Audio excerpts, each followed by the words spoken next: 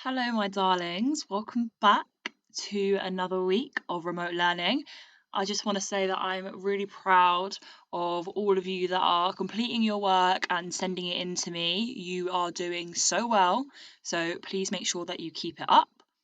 Today is our library lesson, and we're going to continue with the boy in the striped pajamas. So, as always, I'm going to read and I'm going to use my little red laser here to follow along.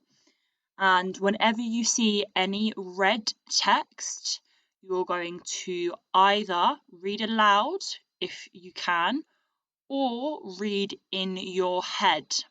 Okay, let's get started. Chapter 10. The walk along the fence took Bruno a lot longer than he expected. It seemed to stretch on and on for several miles. He walked and walked, and when he looked back, the house that he was living in became smaller and smaller until it vanished from sight altogether. During all this time, he never saw anyone anywhere close to the fence, nor did he find any doors to let him inside, and he started to despair that his exploration was going to be entirely unsuccessful. In fact, although the fence continued as far as the eye could see, the huts and buildings and smokestacks were disappearing in the distance behind him, and the fence seemed to be separating him from nothing but open space. After walking for the best part of an hour and starting to feel a little hungry, he thought that maybe that was enough exploration for one day, and it would be a good idea to turn back. However, just at that moment, a small dot appeared in the distance, and he narrowed his eyes to try to see what it was. Bruno remembered a book he had read in which a man was lost in the desert, and because he hadn't had any food or water for several days, had started to imagine that he saw wonderful restaurants and enormous fountains, but when he tried to eat or drink from them, they disappeared into nothingness, just handfuls of sand. He wondered whether that was what was happening to him now. But while he was thinking this, his feet were taking him, step by step, closer and closer to the dot in the distance, which in the meantime had become a speck, and then began to show every sign of turning into a blob. And shortly after that, the blob became a figure. And then, as Bruno got even closer, he saw that the thing was neither a dot, nor a speck, nor a blob, nor a figure, but a person. Okay, there's a red bit here, so pause the video and either read this aloud or read it in your head and then press play. Okay, you should have read this section here. Let's carry on. Bruno slowed down when he saw the dot that became a speck, that became a blob, that became a figure, that became a boy. Although there was a fence separating them, he knew that you could never be too careful with strangers, and it was always best to approach them with caution. So he continued to walk, and before long they were facing each other. "Hello," said Bruno. "Hello," said the boy. The boy was smaller than Bruno, and was sitting on the ground with a forlorn expression. He wore the same striped pyjamas that all the other people on that side of the fence wore, and a striped cloth cap on his head. He wasn't wearing any shoes or socks, and his feet were rather dirty. On his arm he wore an armband with a star on it. When Bruno first approached the boy, he was sitting cross-legged on the ground, staring at the dust beneath him. However, after a moment, he looked up and Bruno saw his face. It was quite a strange face, too. His skin was almost the colour of grey, but not quite like any grey that Bruno had ever seen before. He had very large eyes, and they were the colour of caramel sweets. The whites were very white, and when the boy looked at him, all Bruno could see was an enormous pair of sad eyes staring back. Bruno was sure that he had never seen a skinnier or sadder boy in his life, but decided that he had better talk to him. Just pause for a second.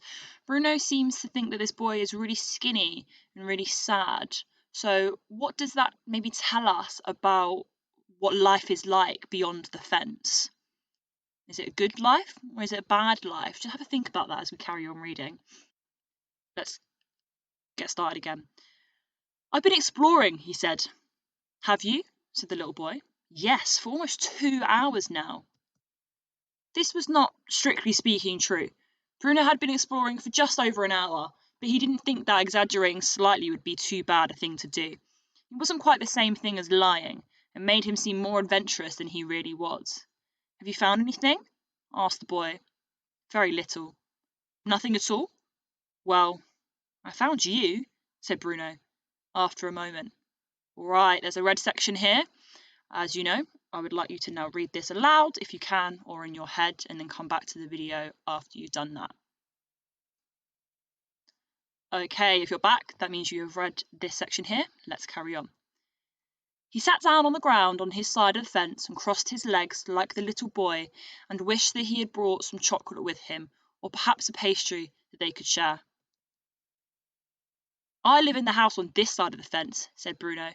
Do you? I saw the house once from a distance, but I didn't see you. My room is on the first floor, said Bruno. I can see right over the fence from there. I'm Bruno, by the way. I'm Schmoll, said the little boy. Bruno scrunched up his face, not sure that he heard the little boy right. What did you say your name was? He asked. Schmoll, said the little boy, as if it was the most natural thing in the world. What did you say your name was? Bruno, said Bruno. I've never heard of that name, said Schmoll. And I've never heard of your name, said Bruno. Schmoll. He thought about it. Schmoll, he repeated. I like the way it sounds when I say it. Schmoll. It sounds like the wind blowing. Bruno, said Schmoll, nodding his head happily. Yes, I think I like your name too. It sounds like someone who's rubbing their arms to keep warm. I've never met anyone called Schmoll before, said Bruno. There are dozens of Schmolls on this side of the fence, said the little boy. Hundreds, probably. I wish I had a name all of my own. I've never met anyone called Bruno, said Bruno. Other than me, of course. I think I might be the only one. Then you're lucky, said Schmoll. I suppose I am. How old are you? He asked. Schmoll thought about it and looked down at his fingers, and they wiggled in the air, as if he was trying to calculate. I'm 9, he said. My birthday's April the 15th, 1934. Bruno stared at him in surprise. What did you say? He asked. I said my birthday's April the 15th, 1934. Bruno's eyes opened wide and his mouth made the shape of an O. I don't believe it, he said.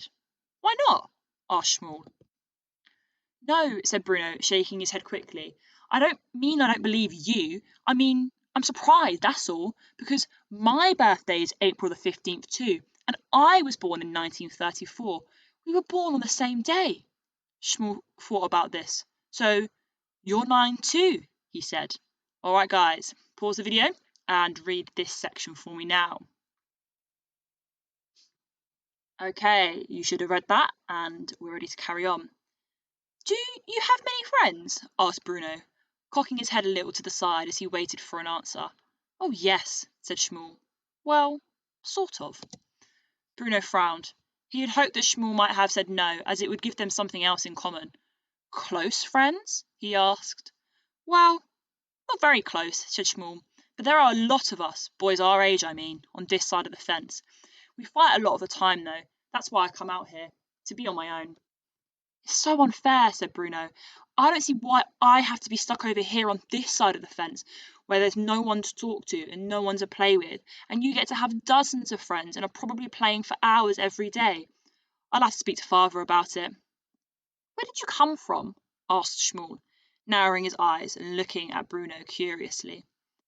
Berlin? Where's that? Bruno opened his mouth to answer, but found that he wasn't entirely sure. It's in Germany, of course, he said.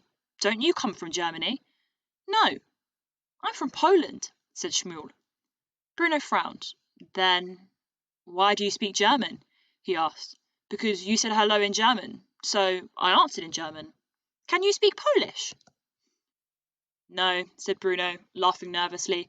I don't know anyone who can speak 2 languages, and especially no one of our age. Mama is a teacher in my school, and she taught me German, explained Schmoll. She speaks French too, and Italian, and English. She's very clever. I don't speak French or Italian yet, but she said she'd teach me English one day because I might need to know it. Poland, said Bruno, thoughtfully, weighing up the word on his tongue. That's not as good as Germany, is it? Schmoll frowned. Why isn't it? He asked. Okay, pause the video now and read this little section here. Okay, let's carry on. Where is Poland anyway? He asked, after a few silent moments had passed. Well, it's in Europe, said Shmuel. Bruno tried to remember the countries he had been taught about in his most recent geography class with Herr List. Have you ever heard of Denmark? He asked. No, said Shmuel.